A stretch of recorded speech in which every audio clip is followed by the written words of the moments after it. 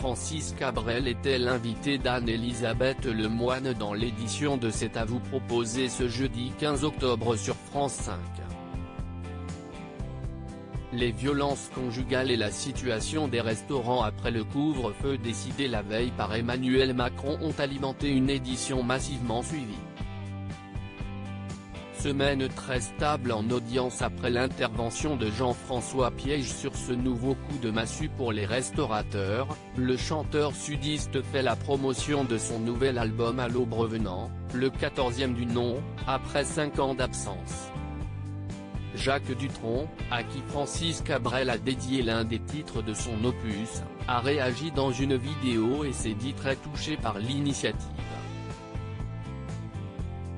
Avant de couper, il a allumé un gros cigare. L'invité est également revenu sur son duo avec Johnny Hallyday, Sarbacane, sur le plateau du Sidaction en mars 2008. En moyenne, 1,22 million de Français ont été mobilisés, soit une part de marché s'élevant à 6%. France 5 a ensuite atteint un record pour la suite, apprécié par 650 000 téléspectateurs et de 8% du public âgé de 4 ans et plus. À l'exception de l'édition du mercredi 14 octobre, pénalisée par l'interview d'Emmanuel Macron, la semaine de C'est à vous est à un bon niveau avec 3 éditions suivies par une moyenne de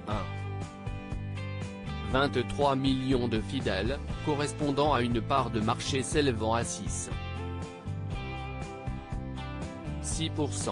Pascal Bruckner s'emporte contre Alice Coffin. L'édition du mardi 13 octobre a particulièrement marqué cette semaine avec l'intervention de Pascal Bruckner. Le romancier a littéralement détruit Alice Coffin et ses propos sur les hommes blancs. L'homme blanc est devenu le bouc émissaire du néo-féminisme. Le féminisme de progrès est devenu un féminisme de procès qui crucifie l'homme blanc. Je rends hommage à Alice Coffin car elle nous a rendu service et elle dit qu'il faut éliminer les hommes. Il y a eu plusieurs projets politiques au XXe siècle où on a souhaité éliminer certains groupes. Le néo-féminisme a pour but de séparer les deux sexes. Anne-Elisabeth a rappelé que le mouvement d'Alice Coffin était très minoritaire avant que Pascal Bruckner ne signifie que celle-ci avait accès à tous les médias.